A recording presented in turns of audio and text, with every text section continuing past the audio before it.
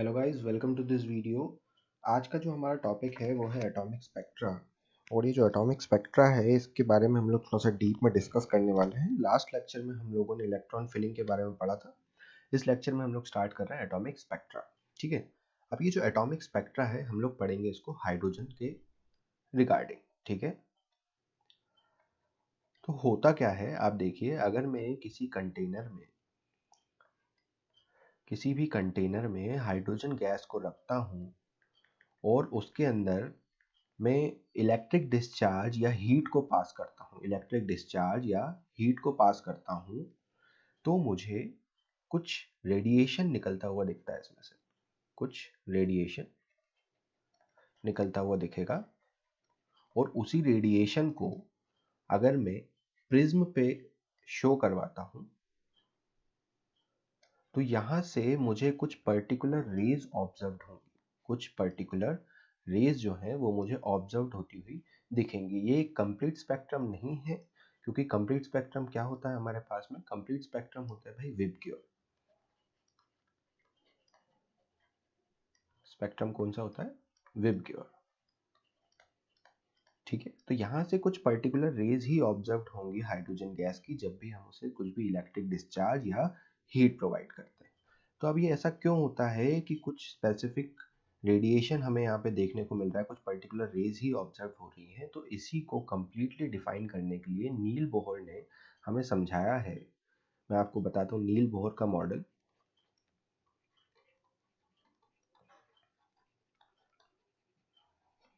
नील Bohr model, इसमें क्या बताया गया है? मान लीजिए कि ये मेरा न्यूक्लियस है। न्यूक्लियस के अंदर आस बाहर मेरे पास में कुछ पर्टिकुलर शेल्स है। ठीक है, ये कुछ शेल्स है मेरे पास में, और हाइड्रोजन का जो एटम है वो कहीं यहाँ बैठा हुआ है।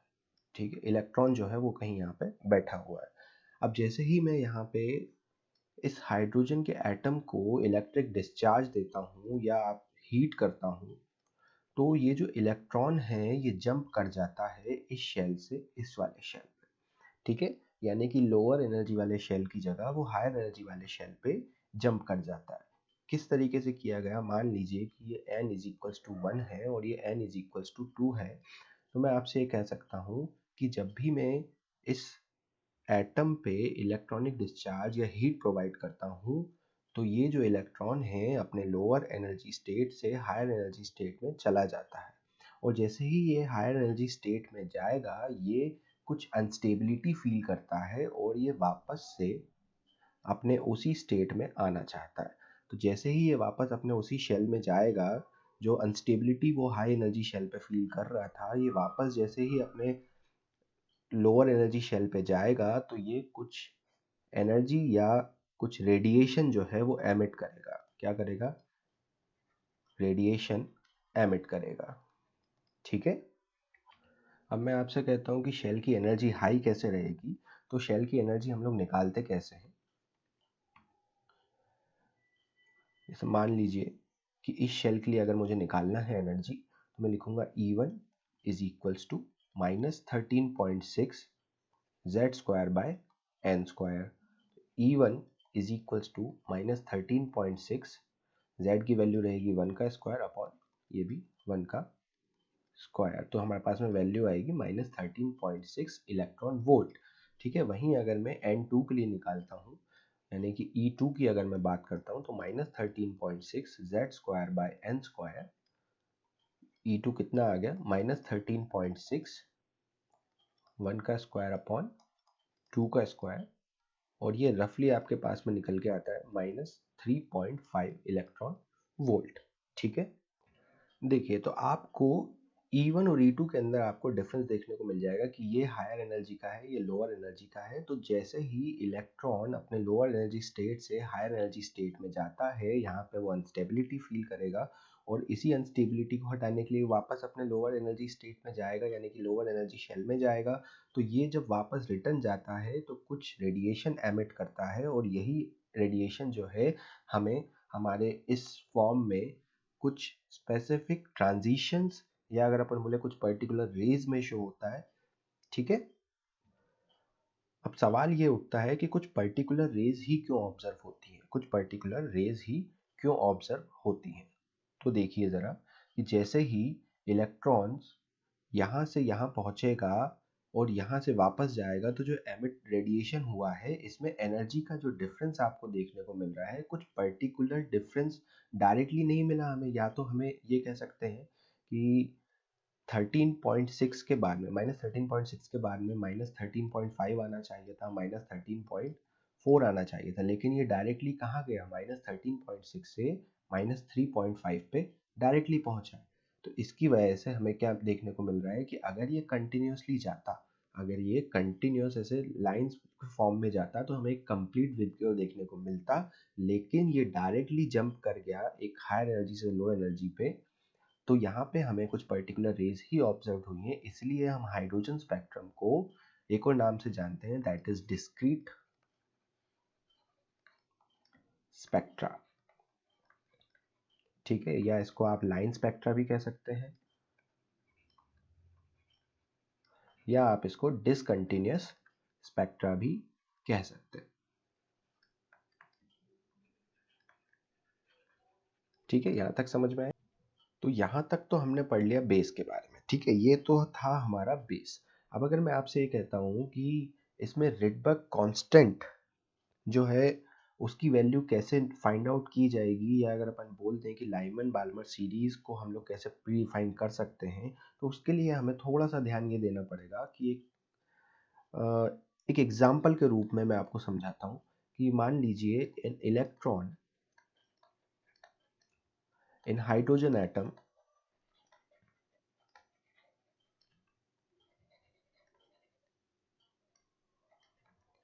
jumps from n is equals to 2 to n is equals to 1, find the energy and wavelength of emitted radiation। देखिए, इस क्वेश्चन से हमें ये मालूम पड़ेगा कि रिडबर्ग कांस्टेंट की नीड हमें क्यों है, और जो क्वेश्चन है इसमें हम लोगों को एनर्जी निकालना है और वेवलेंथ निकालना है। तो इस चीज़ को हम लोग थोड़ा सॉल्व करके देखते हैं।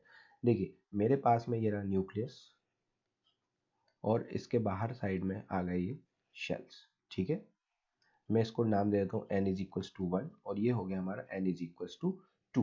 तो इन्होंने क्या बोला कि हमारा जो इलेक्ट्रॉन है वो कहीं यहाँ बैठा हुआ है और वो वापस से अपने लोअर एनर्जी स्टेट या लोअर एनर्जी शेल में जाना चाहता है, तो वो कितना रेडिएशन एमिट कर रहा है, कितना रेडिएशन जो है वो एमिट कर रहा है। ठीक है, तो हम लोगों को पता है अगर डेल ई हमें निकालना है और लैम्डा यानी कि वेवलेंथ हमें निकालना है, तो वो कितनी यहाँ पे फाइंड आउट होगी। तो एनर्जी निकालने के लिए, टोटल एनर्जी निकालनी है, तो हम क्या कर सकते हैं, हम कह सकते हैं change in energy del E is equals to E2 minus E1। यहाँ पे मैं ये कर सकता हूँ। ठीक है, फिर अगर मैं आपसे बोलूँ कि E2 की वैल्यू जो है एनर्जी निकालने का जो फॉर्मूला है उसको रखते हैं -13.6। ये हो गया पहले शेल के लिए, और ये हो गया हमारे, सॉरी, ये हो गया सेकंड शेल के लिए, और ये हो गया हमारे फर्स्ट शेल के लिए, -13.6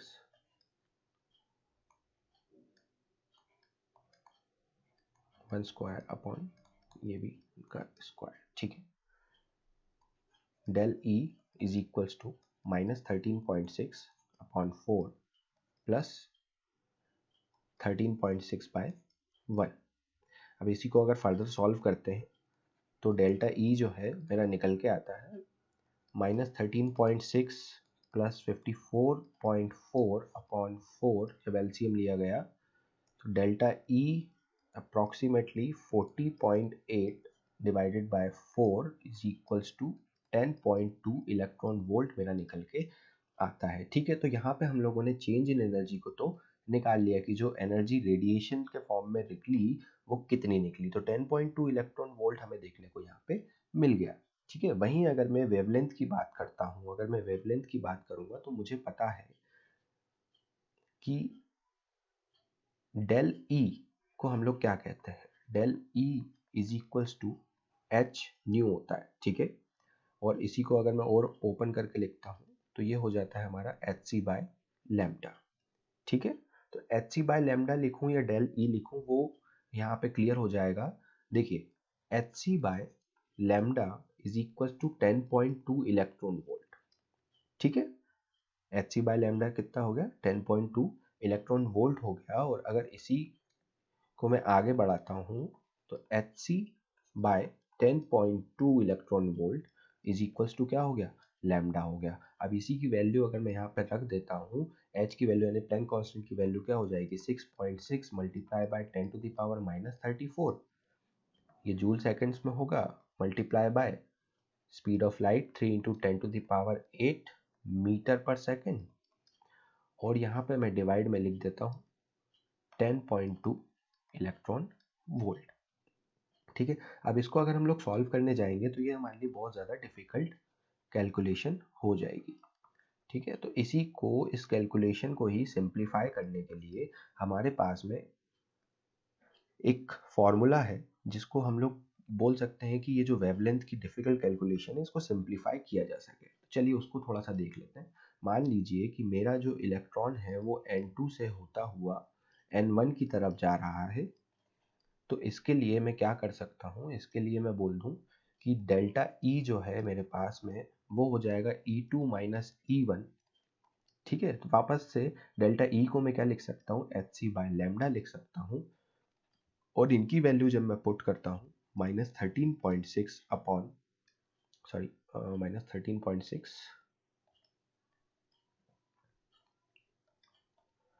-13.6 z square by n square minus -13.6 z square by n square. ठीक, तो जैसे ही मैं इसको यहाँ पे लिखूंगा, वापस अगली स्टेप में हम क्या लिख सकते हैं, h C by lambda is equal to -13.6 z square by n square. ये आ गया आपका plus plus minus minus plus हो गया। ठीक है, माइनस माइनस प्लस हो गया, और यहाँ पे लिख दूंगा मैं आपको 13.6 z square by n square. ठीक है, अब ये जो एन है इसको नोटेशन दे देते हैं, ये N2 के लिए है और ये N1 के लिए है। ठीक है, N2 के लिए और ये N1 के लिए।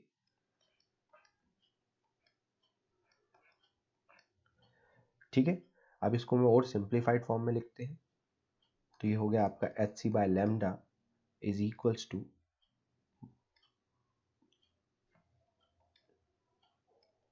इसको सिंप्लीफाइड फॉर्म में लिखेंगे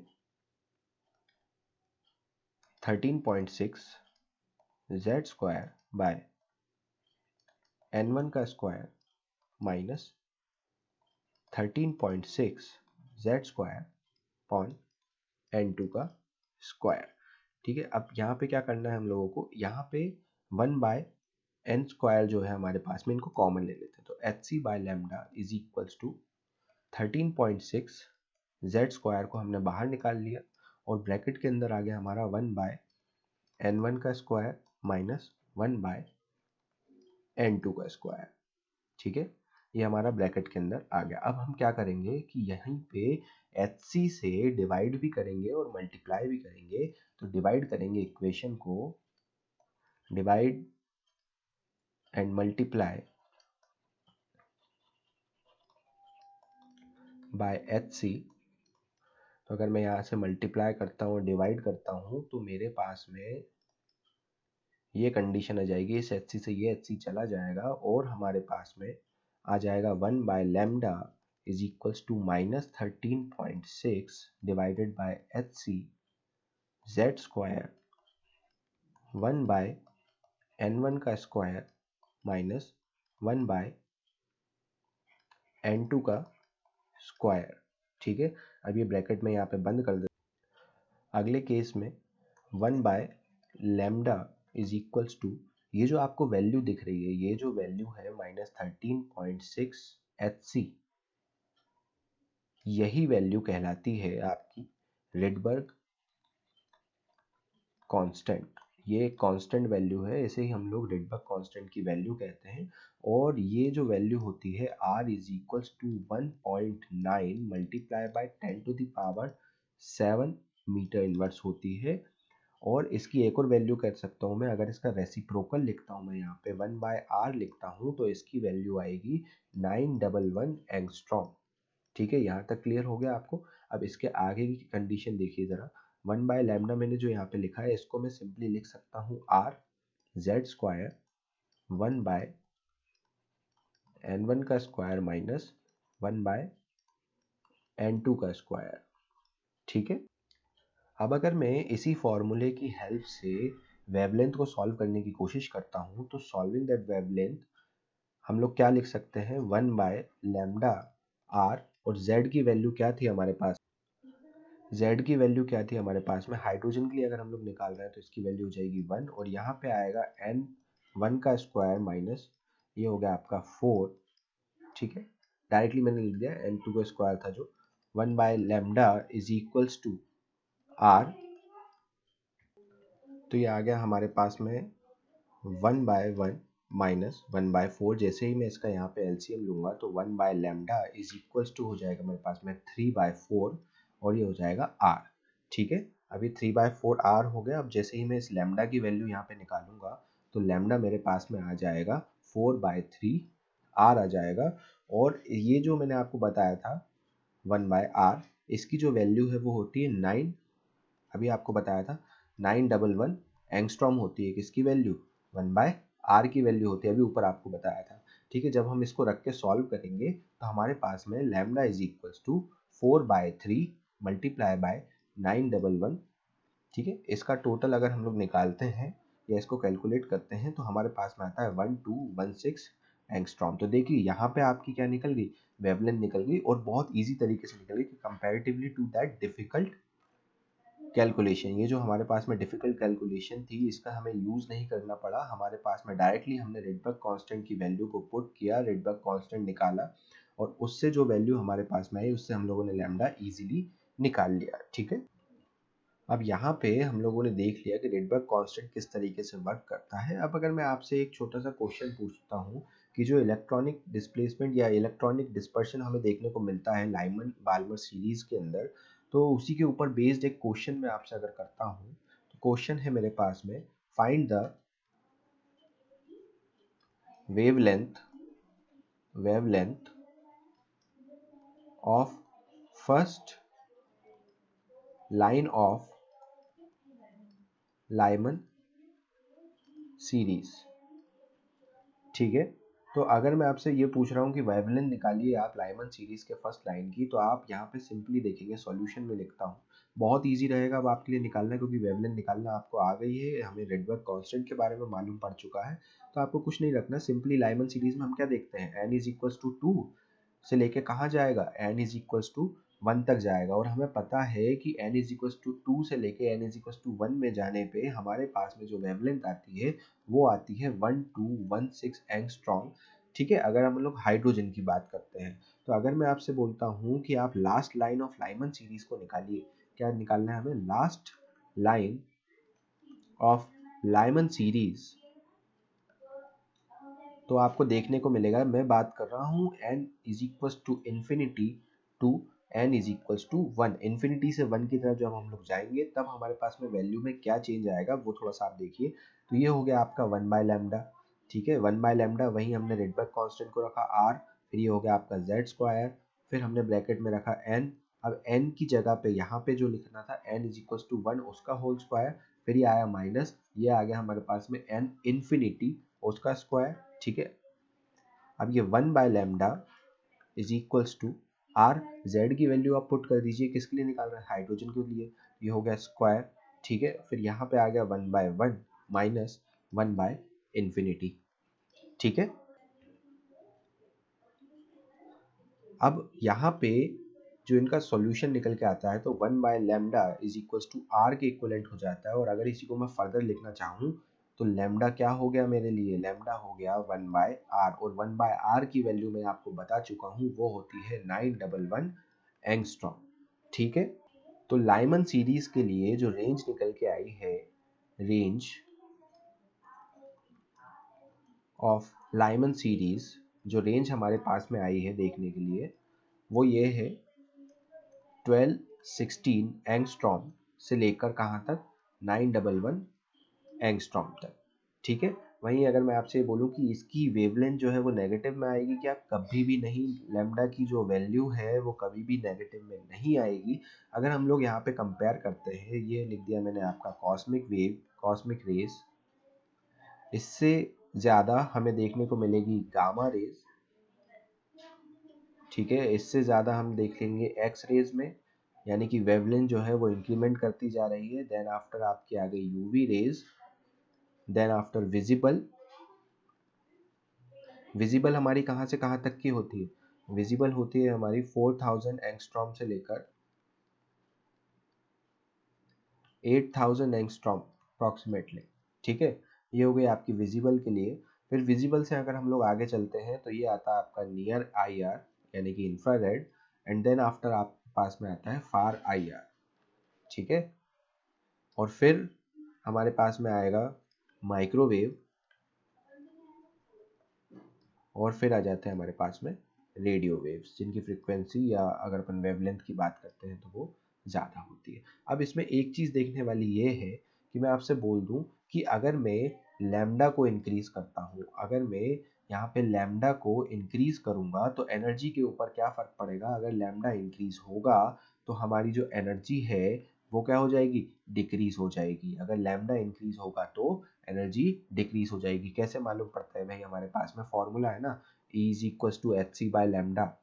ठीक है। तो यहाँ से अगर मैं एनर्जी बढ़ाऊंगा तो लैम्डा गिरेगा, अगर लैम्डा को मैं ऊपर बढ़ाऊंगा तो यहाँ से एनर्जी डाउन जाएगी। ठीक है। यहाँ तक क्लियर हो गया। अब अगले क्वेश्चन की तरफ बढ़ते हैं। नेक्स्ट क्वेश्चन जो है मेरे पास में, दैट इज हमें फर्स्ट लाइन निकालनी है बार्कनर सीरीज के लिए। बाल्मर सीरीज के लिए वेवलेंथ निकालनी है। First line, find the wavelength. अलग अलग सीरीज के लिए हम लोग अलग अलग तरीके से वेवलेंथ निकालना देख रहे हैं। Length of first line of Balmer series. ठीक है। ये निकालना अब आपको बहुत आसान लगने वाला है, क्योंकि हमारे पास में फॉर्मूलेज आ चुके हैं। रेडबर्ग कांस्टेंट की वैल्यू हमें पता है। तो अब मैं अगर आपसे बाल्मर सीरीज की बात करता हूँ तो बाल्मर सीरीज कंटिन्यू की जाएगी n इज इक्वल टू 3 से लेकर n इज इक्वल टू 2 तक।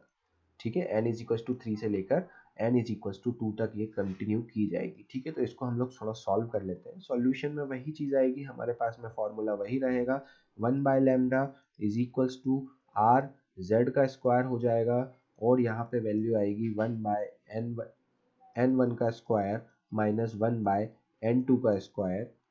ठीक है। और इसी को अगर मैं सॉल्व करता हूँ तो z की वैल्यू मैं क्या लूँगा, z की वैल्यू अभी भी मेरे पास में आएगी R इज इक्वल्स टू 1, क्योंकि हम लोग हाइड्रोजन की बात कर रहे हैं। अगर हाइड्रोजन के अलावा कुछ और बात करते हैं तो यहाँ पे Z की वैल्यू चेंज होगी। अगर हम लोग हाइड्रोजन की जगह, मैं आपसे बोलता हूँ कि लिथियम पॉजिटिव की हम लोग बात करेंगे तो हमें यहाँ पे 3 वैल्यू लिखनी ही पड़ेगी। आगे समझ में, अगर हाइड्रोजन के रिस्पेक्टिवली मैं कुछ बात कर रहा हूँ तो हीलियम अगर पॉजिटिव लिखता हूँ तो मुझे यहाँ पे 2 वैल्यू लेनी पड़ेगी।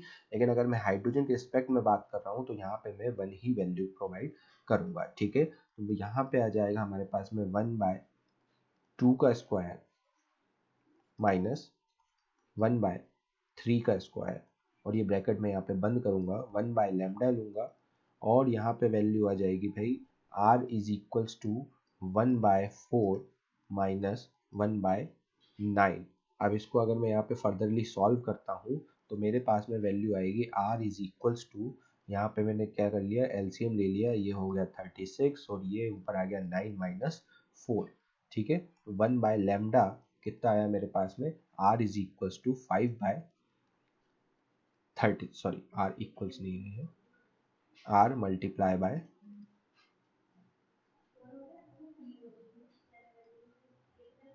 r मल्टीप्लाई बाय 5 बाय 36, और लैम्डा की वैल्यू अगर मैं फाइंड आउट करता हूँ तो ये हो जाएगी 36 बाय 5 मल्टीप्लाई बाय r की वैल्यू रख देंगे यहाँ पे, r is equals to 911 angstrom आएगी।